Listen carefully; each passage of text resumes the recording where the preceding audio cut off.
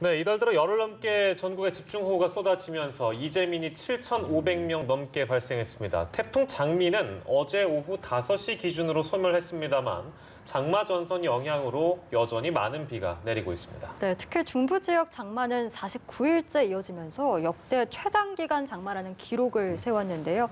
언제까지 장마가 이어질지 오늘 두 분의 전문가 모시고 함께 이야기 나눠가도록 하겠습니다. 김승배 한국기상산업협회 본부장, 정창삼 인덕대 토목공학과 교수님 모셨습니다. 어서 오십시오. 예. 네, 장미는 예상보다 빠르게 좀 소멸이 됐고요. 근데 여전히 좀 폭우가 쏟아지는 곳이 많아서 그 이유를 김승배 본부장께 좀 여쭤봐야겠습니다. 네, 어제 태풍 장미는 이제 그 일생을 마쳤는데요. 지금 북한 지방에 장마 전선이 걸쳐 있거든요. 예. 그 여러 날 지금 이어지고 있는 이 장마가 여러 날 지속되는 이유가 이 장마 전선이 저 북쪽으로 완전히 올라가지 못하기 때문인데요. 예. 이 북태평양 고기압 세력이 좀 확장할만 하면 북쪽에서 찬 공기가 누르고 확장하려면 누르고 지금 이런 상태가 계속 지속이 되는데 오늘 오후와 내일까지는 아마 반짝 햇볕 나고 좀 소강 상태에 들 겁니다. 예. 저 비 피해 보신 분들 정말 천만다행인데요. 문제는 13일부터 또다시 이 장마 전선이 내려오니까 또 비가 시작이 되는데 그래서 이 장마 전선이 한 16일까지 이 중부지방에 영향을 줄 것으로 보이거든요. 예. 그렇게 된다면 이게 이번만큼은 진짜 막바지 되기를 간절히 바랍니다. 예. 그럴 가능성이 좀 높고요. 그래서 오늘과 내일 비 멈추지만 완전히 장마가 끝나지 않았다. 그 이유가 북한 쪽에 있는 게 다시 내려온다. 이제 이렇게 전망하고 있습니다. 네, 올해 장마가 지금 49일째 지속이 되고 있습니다. 네. 그 2013년 때 이제 49일로 가장 긴 장마였는데 네. 올해 장마가 끝난 게 아니기 때문에 이렇게 되면 올해가 역대 가장 긴 장마라는 기록을 세우게 되겠네요. 기록을 깰 것 같습니다. 예. 우리가 장마 시작되는 거를 제주도, 남부지방, 중부지방 이렇게 구분을 하는데요. 제주도는 완전히 장마권에서 벗어났죠. 그래서 제주도가 47일이 지금까지 가장 긴 장마였는데 올해 그게 깨졌거든요. 49일. 이 남부와 중부가 아까 말씀한 49일이었는데 오늘이 49일째 이어지고 있거든요. 뭐 이게 장마 지금 보면 한 16일까지 이어지기 때문에 기록을 분명히 깰 것으로 보이는데 그만큼 경험해보지 못한 그 기상 이변을 지금 우리가 보고 있는 것이고요. 기간도 이례적이지만 내린 강수량도 이례적이거든요. 예. 그래서 역시 올여름 날씨를 보면서 기후 위기에 우리가 직면해 있구나. 예. 이 전국의 그 물에 잠긴 이런 그 폭우는 저도 지금 계속 여름 날씨를 관찰을 해오고 있는데 네. 처음 경험해 보는 것입니다. 예. 뭐 어려운 예측일 수도 있겠습니다만 언제까지 간다고 봐야 될까요? 그렇다면? 아까 말씀드렸듯이 한 16일까지 16일 이요? 장마 전선 영향이 예. 그렇다고 해서 그 뒤에 뭐 비가 절대 안 오는 건 아니고요. 예. 그 지긋지긋한 그 장마 전선이 도대체 언제 끝날 것이냐, 예. 언제 물러갈 것이냐인데 그게 지금 힘을 못 쓰고 있는 북태평양 고기압 세력이 저 위로 밀어 올릴 것으로 보입니다. 예. 그럼 그때 되면 이제 장마는 끝날 것 같고 예. 그 뒤에 다른 나라들은 이제 소나기가 오느냐 안 오느냐 이제 이런 문제거든요. 예. 그러한 비구름들이 참 빨리 이렇게 내리고 쏟아붓는 그런 형태는 장마전선 아니래도 나머지 앞으로 남은 여름 동안에 이제 예상이 되고요. 예. 이 여러 날 지속돼서 뭐 그 강이 넘치고 뚝이 무너지고 요 문제들 예. 때문에 장마의 동향에 지금 민감한데 한 16일 끝일 것으로 보입니다. 예. 네, 말씀해주신 것처럼 이제 기록적인 폭우가 쏟아지고 또 워낙 긴 장마가 지속이 되면서 지금 곳곳에서 피해가 속출하고 있는데 유독 그 침수 피해랑 산사태 피해가 많습니다. 이제 교수님께서는 직접 현장에 많이 다녀오셨으니까 이번 장마에서 산사태 위력은 어느 정도라고 좀 평가를 하시는지요? 예전의 경우를 보면 산사태가 아주 집중적으로 난 경우는 굉장히 있습니다. 예를 들어서 96년에 고성 산불이 난 이후에 이제 강원도 지역에 집중적으로 산불에 의해서 산사태가 대규모로 난 적은 있는데요. 지금처럼 이렇게 전국 단위로 700여 곳이 순차적으로 나는 경우는 처음이라고 할 수 있습니다. 이게 저희들이 지금 아까 말씀드린 것처럼 9일 연속 지금 중앙재해대책본부가 심각 단계를 유지하는 경우도 처음이고요. 네. 이렇게 전국 단위로 심각을 경고를 하는 경우도 유례가 없는 경우이기 때문에 지금의 강우 패턴을 봤을 때는 전국이 전국의 어느 곳에서 산사태가 나더라도 이상하지 않다 정도로 굉장히 위험한 상황이다라고 생각을 하고요. 예. 그리고 또 특히 위험한 건 지금 도시 지역까지도 좀 위협이 되고 있기 때문에 그런 점들을 조심하셔야 될 것 같습니다. 예, 뭐 물론 산사태라는 것이 사전에 예측하기가 참 어려운 재해이기 때문에 뭐 우리가 이제 이 정도로 사태가 커질 줄은 누구도 예측하지 못했을 겁니다. 근데 그 원인이라는 걸 좀 돌아보고 싶긴 한데 지금까지 교수께서 이제 분석하신 바로는 왜 이렇게 산사태 사태가 커졌다고 봐야 될까요? 뭐 가장 첫 번째 원인은 강우에 있을 겁니다. 아까 김승건 본부장님도 말씀하셨지만 예. 기후 변화에 의해서 강우 패턴이 완전히 달라졌다. 그러니까 쉽게 얘기하면 이렇게 오랜 기간 비가 오면서 예. 2, 3일 간격으로 30에서 80, 100mm까지 달하는 강우강들을 내는 이런 강수가 내리는 패턴 자체가 예. 굉장히 새롭기 때문에 첫 번째 원인은 강수라고 할 수 있고요. 그다음 또 한 가지 더 원인을 들자 그러면 산 쪽에 이제 우리가 산 쪽에서 개발 행위들이 좀 많이 일어나고 있다. 그리고 대부분의 자연들은 산이 그대로 있는 상태면 가급적 산사태가 나지는 않습니다. 예. 그 나무를 베거나 어떤 개발 행위로 인해서 우리가 산사태가 나고요. 뭐 최근 조사가 되고 있는 곡성 지역 같은 경우도 상류 산 위쪽에서 도로 공사라든가 인위적인 변화에 의해서 예. 이런 산사태가 날 수 있다라는 겁니다. 예. 네, 뭐 원인을 특정할 수는 없겠습니다만 좀 종합적으로 그 원인을 보고 앞으로 좀 비가 많이 올 때 대비책을 세워 나가야 될 텐데 교수님께서 제안해 주실 수 있는 어떤 산사태 대비책이라는 게 좀 있을까요? 산사태를 대비하기는 굉장히 어려운데 일반적으로 우리가 두 가지 대책, 구조적인 대책과 비구조적인 대책은 아닙니다. 네. 비구조적인 대책이라 그러면 산사태가 날 수 있는 지역에 인허가를 중지시키거나 아니면 그쪽에 있는 인구라든가 건물들을 이주시키는 방법들이 비구조적인 대책이고요.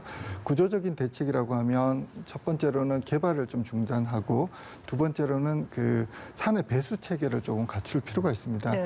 그러니까 비가 많이 오더라도 그 떨어진 빗물을 안전하게 밑으로 내릴 수 있도록 하는 배수 체계를 만든다든가 그리고 극단적인 경우는 밑에 있는 부분을 옮길 수 없다. 그리고 인명 피해가 굉장히 많이 예상된다라고 하면 어떤 구조물을 통해서 막는 방법 이런 것들이 구조적인 대책이 될 것 같습니다. 예, 알겠습니다.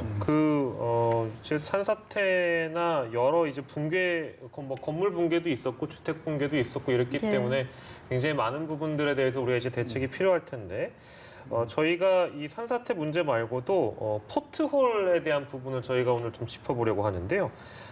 도로 이제 곳곳에 다니다 보면은 그 파임들, 뭐 도로 꺼짐이라고 봐야 될지 큰 구멍이라고 봐야 될지 모르겠습니다만 그걸 이제 전문적으로 포트홀이라고 부른다더군요. 네, 포트홀을 두고 이제 이게 원인이 무엇일까? 지금 이제 또 비도 많이 오고 뭐 산사태 때문에 또 더 발생하는 상황도 있다고 하니까 포트홀이 발생하는 그 근본적인 원인은 그럼 뭐라고 봐야 될까요? 저희가 포토를 얘기하기 전에 먼저 이제 도로에서 발생될 수 있는 이제 경우를 좀 구분해 볼 필요가 있는데요. 예, 예. 첫 번째로는 이제 땅 꺼짐이라든가 집안 침하가 예를 들 수 있습니다. 네. 땅 꺼짐이나 집안 침하는 빗물이 땅 속으로 이제 들어가면서 그 토립자를 이제 끌어들여서 그 부분을 약화시켜서 꺼지는 현상들을 우리가 땅 꺼짐이라고 그러고요. 예. 포트홀은 조금 다른 경우입니다. 포트홀은 우리가 주로 콘크리트 도로가 아니고 아스팔트 도로에서 발생하는데요. 네. 아스팔트 도로를 자세히 내려다보면 곳곳에 공극이라는 구멍이 있습니다. 예. 그럼 그 구멍 속으로 비가 오게 되면 물이 스며들게 되겠죠. 그럼 스며든 상태에서 자동차 바퀴가 지나가면서 압력을 가하게 되는 거죠.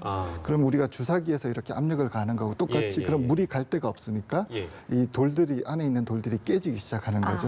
네. 그래서 이제 포트홀이 생기는 원인이라고 할 수 있습니다. 그래서 지금 현재 저런 포트홀은 아스팔트라는 도로가 가지고 있는 특징 때문에 발생하는 거고요. 예. 지금 정부에서도 이런 점들을 알고 있기 때문에 신소재, 공극을 최소화할 수 있는 소재를 써서 예. 저희들이 포트홀을 최소화하려고 노력을 하고 있는 걸로 알고 있습니다. 네. 예. 그런데 이 포트홀 피해는 사실 장마철마다 좀 계속 제기가 되었던 문제기도 해서 체계적인 관리라든지 뭔가 명확한 매뉴얼이 사실상 없다라는 지적도 있습니다. 네, 그렇습니다. 포트홀은 매년 이제 비가 오면 항상 생기는 문제이기 때문에 아마 지자체라든가 국토부에서도 어느 정도 관리를 하고 있는 걸로 알고 있습니다. 네.